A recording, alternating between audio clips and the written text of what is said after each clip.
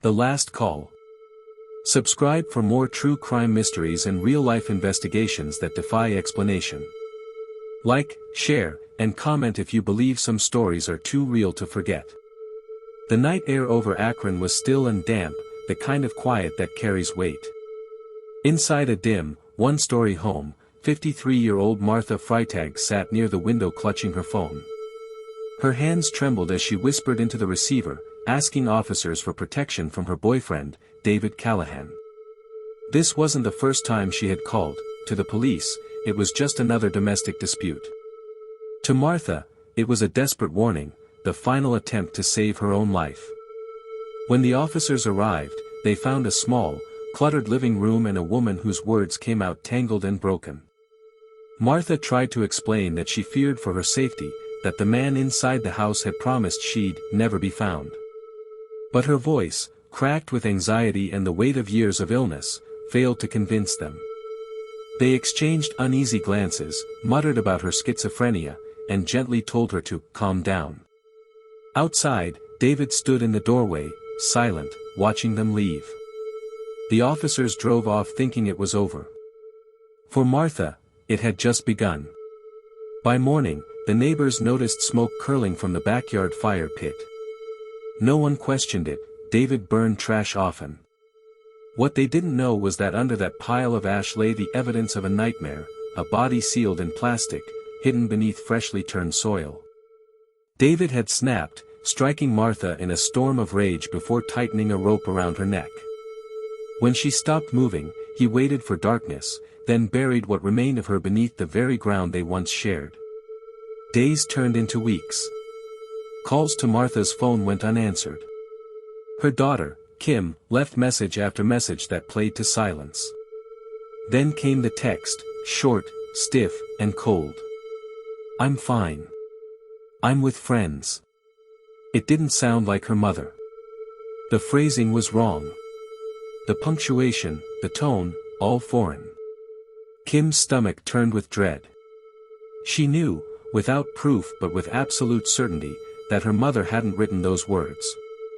When she called the police, she expected urgency, but she was met instead with indifference. "She's an adult," they told her.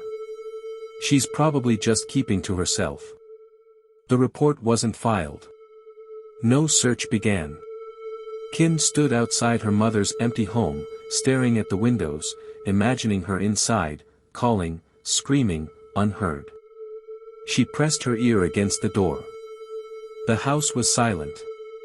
Yet somewhere inside, she thought, there had to be an answer. Across the street, a neighbor watched Kim pacing in the yard, making call after call, refusing to leave. Her determination was the only thing standing between Martha's disappearance and oblivion. Somewhere beneath that damp Ohio soil, the truth waited, and soon, Kim's search for her mother would drag the police back to the very house they had dismissed as just another domestic squabble. The investigation had not yet begun, but the first mistake, the one that would haunt every officer involved, had already been made. The missing woman. A week later, the November wind rolled through Akron's narrow streets as Kim returned to her mother's home, her car headlights sweeping across the faded porch. The neighborhood looked the same crooked fences, same barking dogs, but something about the air felt wrong. Too still. Too quiet. She knocked, again and again. No answer. Through the thin curtains, she could see the outlines of furniture, the dull reflection of the kitchen light that hadn't been switched on in weeks. Kim's heart raced. She called the police once more, her voice shaking. "My mother's missing. Please," she said, "if she ever disappeared, it wouldn't be an accident." When officers arrived, they appeared more annoyed than alarmed. They asked routine questions, scribbled half-hearted notes, and exchanged skeptical glances. One officer mentioned Martha's mental illness as if that explained everything. They listened to Kim talk about the threats, the restraining order, the phone messages that didn't sound like her mother, but when she finished, their verdict was the same: there's not much we can do. She's probably staying with someone. Kim wanted to scream. Instead, she took matters into her own hands. She started calling everyone her mother had ever known, hospitals, shelters, even old co-workers. Nothing. It was as if Martha had vanished. When she returned to the house days later, the yard was silent except for the rustle of dry leaves against the fence. Then, faintly, she caught a sound, a dull thump inside. She froze. It came again. She backed away and called for help, whispering, "He's in there." The police came, but by the time they entered, the house was empty. David was gone. The officers brushed it off again, probably just the air conditioner, one said. They left Kim standing in the driveway, the chill biting through her jacket, her mother's windows staring back at her like dark, unblinking eyes. That night, Kim couldn't sleep. She replayed every conversation, every uneasy feeling. Her phone buzzed again, another message from her mother's number. "I'm busy. Stop asking questions."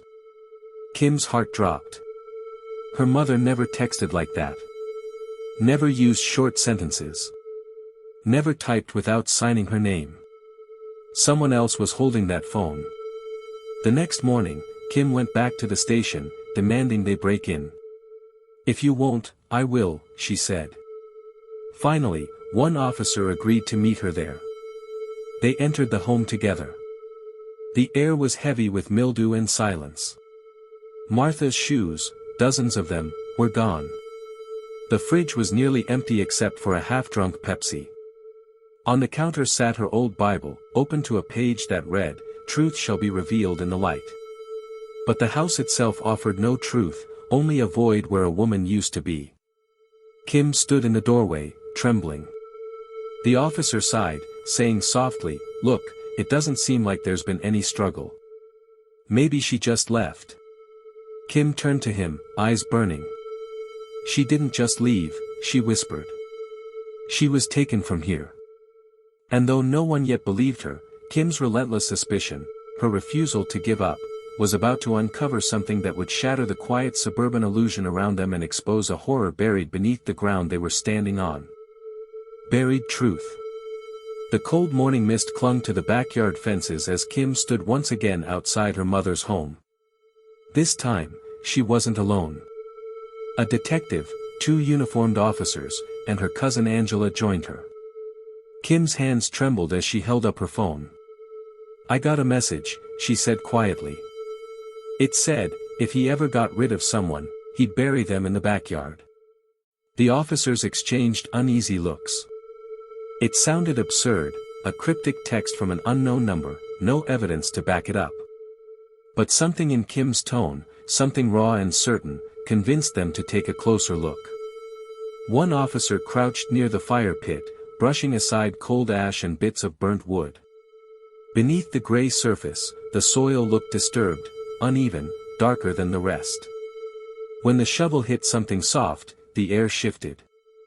A smell rose, thick and unnatural. The officer froze.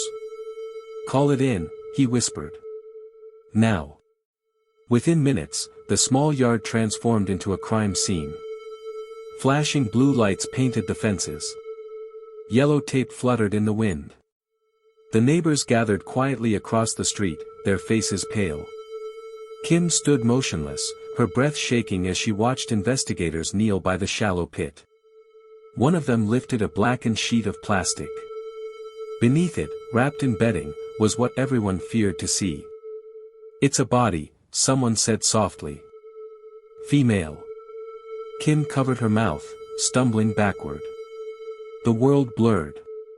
All she could hear was her mother's voice in memory, "If I ever go missing, it's no accident." Across town, detectives brought David Callahan back into the interrogation room. For days, he denied everything, claimed Martha had gone to Florida, blamed her family, even mocked Kim's persistence. But now, faced with what had been found in his own backyard, his smirk began to fade. The room was silent except for the hum of the overhead light. "Are you a heartless man, David?" one detective asked. He looked down, fingers twitching. "I didn't mean for it to happen." "So you did it," the detective said. David's voice cracked. I just snapped. She wouldn't stop yelling. I hit her once. Then he stopped, tears welling. I wrapped her up. I burned her. I buried her. I thought nobody would find her. The confession broke the air like a blade. Outside the room, the officers exchanged grim looks, not of triumph, but of exhaustion. Weeks of disbelief, hesitation, and missed chances had ended here, too late to save a life that could have been spared. Back at the house, Kim stood near the hole as forensic teams carefully lifted what remained of her mother. The soil was black and damp with ash. She stared silently, tears streaking her face, the weight of justice feeling hollow. For the first time, the police saw her not as a frantic daughter, but as the only person who had been right all along. When the lights faded and the investigators drove off, Kim lingered by the fence. The wind whispered through the grass where her mother's body had lain for 30 days. Above her, dawn began to break, cold and colorless. The truth had finally come out of the ground. But for Kim, it was no victory. Only silence, and the ache of knowing she'd found her mother, just not in time.